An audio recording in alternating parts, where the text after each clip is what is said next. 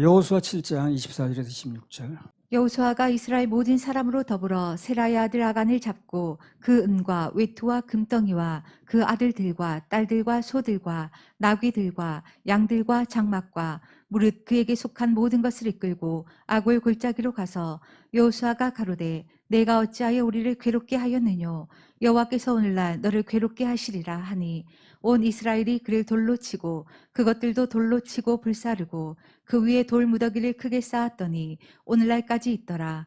여호와께서 그 극렬한 분노를 그치시니 그러므로 그곳 이름을 오늘날까지 아골 골짜기라 부르더라. 아간이 그걸 보물로 삼고 감추고 했는데 그 결과가 뭔가에 대해서 이제 24절에 나왔습니다. 여호수아 7장 24절. 여호수아가 이스라엘 모든 사람으로 더불어 세라의 아들 아간을 잡고 그 은과 외투와 금덩이와 그 아들들과 딸들과 소들과 나귀들과 양들과 장막과 무릇 그에게 속한 모든 것을 이끌고 아골 골짜기로 가서 그가 그렇게 숨겼던 거, 갖고 싶어 했던 거 결국은 못 가졌죠. 그렇죠. 그리고 이미 가지고 있던 것까지 뺏겼습니다. 손해도 보통 손해가 아니죠. 소들, 나귀들, 양들, 장막에 있는 모든 소유물들, 그에 속한 것들, 그럼 원래 자기 거였거든요. 예.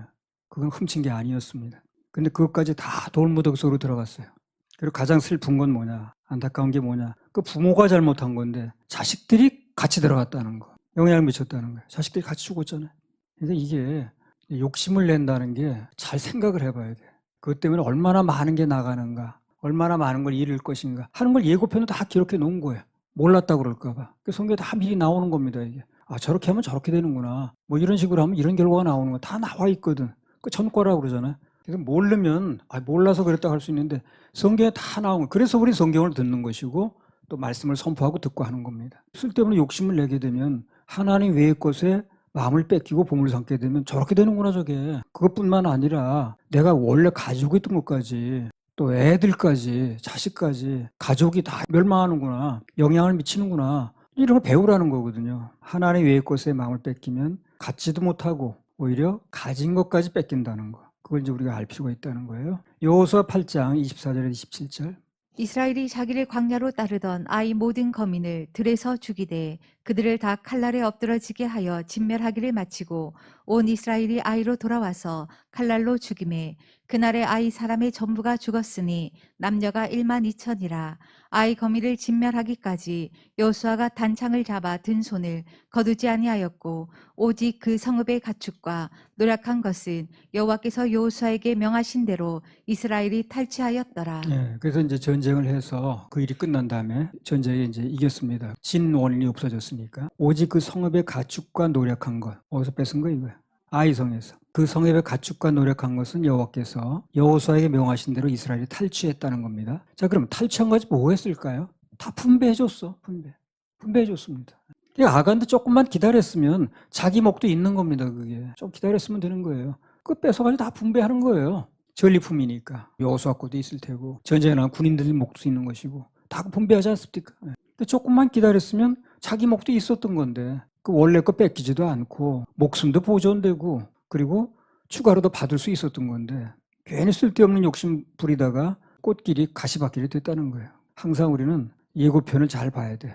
그래 본편에서 실수하지 않을 수 있어요. 아, 저렇게 되는구나 저게. 그냥 기다렸으면 되는데 주님만 바라보고 그러면 내 것대로 지키고 또 억울한 생명 애꿎게 죽지도 않고 또 추가로 받을 수 있었던 건데 저렇게 되는구나. 이게 성경 얘기를 남 얘기를 볼 게 아니라 본편이 나한테 이루어지는 거니까 자기의 적용을 자꾸 해야 됩니다. 야고보서 1장 14절 15절. 오직 각 사람이 시험을 받는 것은 자기 욕심에 끌려 미혹됨이니 욕심이 잉태한즉 죄를 낳고 죄가 장성한즉 사망을 낳느니라. 욕심이 잉태한 즉 죄가 된다는 겁니다. 욕심이 처음부터 죄가 아닌데 그게 죄를 낳게 돼요. 그리고 그 죄가 자라가면 사망을 낳느니라. 결국 죽는다는 거죠. 아간이 좋은 케이스길 죽었잖아요. 모든 욕심은 뭘로 연결됩니까? 죽음으로 연결됩니다. 죽음으로 연결돼요. 그 욕심이 근물이라. 결국은 죽음으로 연결돼요. 식탐 많은 사람들 보세요. 식탐도 욕심이죠. 그거. 탐자가 욕심이죠. 식탐 많은 사람 보면 나중에 식탐으로 인한 식원병이 생겨. 욕심은 죽음을 가져옵니다. 디모데전서 6장 6절 10절. 그러나 지족하는 마음이 있으면 경건이 큰 이익이 되느니라. 우리가 세상에 아무것도 가지고 온 것이 없음에 또한 아무것도 가지고 가지 못하리니 우리가 먹을 것과 입을 것이 있은즉 족한 줄로 알 것이니라. 부하려 하는 자들은 시험과 올무와 여러 가지 어리석고 해로운 정욕에 떨어지나니 곧 사람으로 침륜과 멸망에 빠지게 하는 것이라. 돈을 사랑함이 일만하게 뿌리가 되나니 이것을 사모하는 자들이 미혹을 받아 믿음에서 떠나 많은 근심으로써 자기를 찔렀도다. 지족이라고 나왔는데 지족이 뭐냐면 알지자입니다. 지자는 알자. 지식할 때 지자예요. 족은 족할 족자, 만족할 때 족자입니다. 그래서 분수를 지켜서 가진 것에 만족할 줄 아는 것을 지족이라고 그래요. 분수를 알고 이미 가진 것에 대해서 만족할 줄 아는 거. 자꾸 더 가지려고 하지 말고 그 만족할 줄 아는 게 그게 지족입니다. 근데 그 지족하는 마음이 있으면 어떻게 되나요? 경건에 큰 이익이 된다는 거예요. 경건 생활하는데 자기 분수를 알고 하는 거, 규모 있게 하는 거 이런 게 다 경건 생활에 유리합니다. 바꿔 말하면 분수를 모르고 가진 것에 만족할 줄 모르면 신앙생활이 엄청 어렵다는 거예요. 그래서 어떤 경우에도 지족하고 만족하는 마음이 있어야 그래 이제 감사가 나오겠죠. 이것도 감사해. 걸어 다니는 것만 해도 감사해. 무슨 뭐 얼마나 잘 생겨야 돼, 뭐 폼이 나야 돼. 그거 떠나서 내가 걸어 다니는 거에 감사한 거 아니야. 화장실 스스로 출입하는 것도 감사한 거 아니야. 뭐 이렇게 지족하는 마음이 있으면 꼭 따라 나오는 게 감사가 나옵니다. 이거 얼마나 감사한 거야. 뭐 이렇게. 근데 그 지족하는 마음이 없다 보면 맨날 불평이 나와요. 불만하다 세월이 다 갑니다. 뭐 이 정도면 감사하지 뭐. 걸어다니는 것만 해도 감사한 거 아니야. 이렇게 하면 되는데 아예 뭐 돈도 없고 뭐 이런 식으로 하게 되면 감사가 없어지겠지. 히브리서 13장 5절. 돈을 사랑치 말고 있는 바를 족한 줄로 알라. 그가 친히 말씀하시기를 내가 과연 너희를 버리지 아니하고 과연 너희를 떠나지 아니하리라 하셨느니라. 돈은 우리를 버린다는 거예요. 돈은 우리를 결국 버린다는 겁니다. 그러나 하나님께서 우리 절대로 버리지 않는다는 거죠. 그렇다면 답이 나왔으니까 나를 버리지 않는 존재를 붙잡아야 되는 거 아닌가? 돈은 우리를 버린다고 그랬잖아요. 그러나 하나님 우리를 버리지 않는다고 그랬거든요. 나를 버리지 않는 존재를 따라가야 되고 나를 버리지 않는 존재를 붙잡아야 되겠죠. 버린다는데 그 버리는 존재를 붙잡아서 뭘 하겠어요. 돈은요. 내가 돈 때문에 건방 죽게 생겼다고 아무리 소리 질러도요. 눈 하나 깜짝 안 합니다. 근데 주님은 안 그래요. 정말 죽게 생겼다고 그러면요.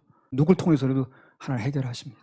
돈은 우리를 버리지만 주님은 우리를 안 버리신다는 거예요. 그래서 어떤 경우에도 돈 이런 거 붙잡지 말고 나를 버린다는 거 붙잡지 말고 안 버리시는 분을 붙잡아야 됩니다. 답이 나왔어요. 디모데전서 6장 10절.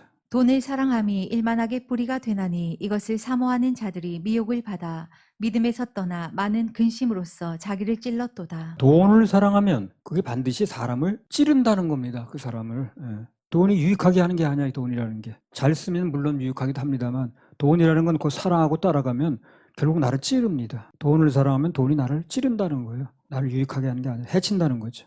나발 같은 사람 보세요. 떡과 권포도 그 재산이죠. 이제 안 내놓으려다. 한번 돈 좀 아끼려고 그런 거예요. 아내도 뺏겼지, 목숨도 뺏겼지, 다 날아갔습니다. 그거. 자기 죽었는데 뭐 재산이 뭐 필요하나. 그것 좀 아끼려고 하다가 한두 가지 날아가는 게 아닌 거예요. 재산 다 날아갔지, 자기 목숨도 날아갔지. 돈이 어떻게 됐어요? 찔렀지. 찔르는 거예요. 이렇게. 그 사람 찔릅니다. 돈을 기준으로 뭘 움직이면 안 돼요.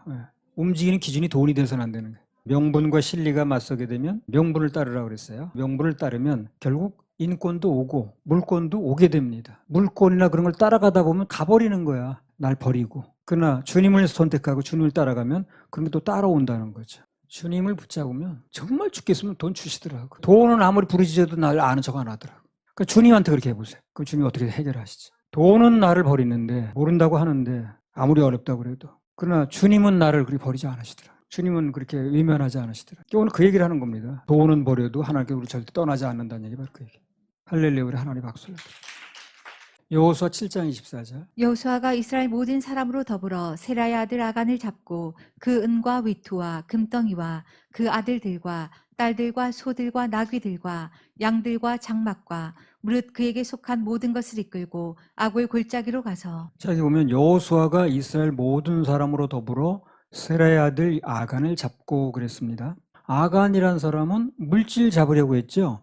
물질 잡으려고 그러다가 거기에 이제 되잡혔다는 얘기를 하는 겁니다. 그래서 여기서 얻을 수 있는 교훈은 누구든 하나님을 놓고 세상 것을 잡으면 이게 물질이든 뭐든 그런 걸 잡으면 결국 그것 때문에 오히려 되잡힌다는 거예요. 술 좋아하는 사람 어떻게 됩니까? 술에 되잡힙니다. 나중에 간암으로 죽으면 되잡힌 거 아니에요? 그거? 술에? 담배 좋아하는 사람 어떻게 합니까? 담배에 되잡힙니다. 그러니까 하나님 외의 것을 잡으면 잡는 게 아니라 되잡힌다니까요. 아간이 물질 잡으려고 했는데 되잡힌 거예요. 자기가. 술 좋아해서 술 따라다니는 사람은 결국 술에 잡힙니다. 나중에. 담배 좋아하는 사람 담배에 잡혀요. 말하기 좋아하는 사람 결국 자기 말에 잡힙니다. 돈 좋아하는 사람 돈에 잡히고, 산 좋아하는 사람 산에 잡혀요. 물 좋아하면 어떻게 됩니까? 물에 잡힙니다. 권력 좋아하면 권력에 잡힙니다. 학위 좋아하면 학위에 잡힙니다. 사도행전 18장 5절. 실라와 디모데가 마게도냐로서 내려오매 바울이 하나님의 말씀에 붙잡혀 유대인들에게 예수는 그리스도라 밝히 증거하니. 바울은 어디 잡혔어요? 말씀에 붙잡혔어. 돈에 잡힌 게 아니에요. 권력에 잡힌 것도 아닙니다. 무슨 학위에 잡힌 것도 아니에요. 그건 다 배설물로 버렸다고 그랬어요. 그리고 오직 하나님의 말씀에 붙잡혔다는 거예요. 그래서 유대인들에게 예수는 그리스도라 밝히 증거하니. 그래서 바울이 한 시대에 하나님께 크게 쓰임 받았던 가장 큰 이유가 세상 것이 아닌 하나님 말씀에 붙잡혔다는 겁니다. 결론을 말하면 우리 하나님 백성들은 자나깨나 주님께 잡혀야 돼요. 하나님 외의 것에 잡으려고 하면 그게 잡혀지는 게 아니라 되잡힌다니까요. 내가. 결론을 말하면 우리 하나님 백성들은 자나깨나 주님께 잡혀야 된다는 거예요. 그리고 말씀에 붙잡혀야 됩니다. 그게 가장 인간답게 사는 법이고 안전합니다. 할렐루야. 우리 하나님 박수를 드립니다.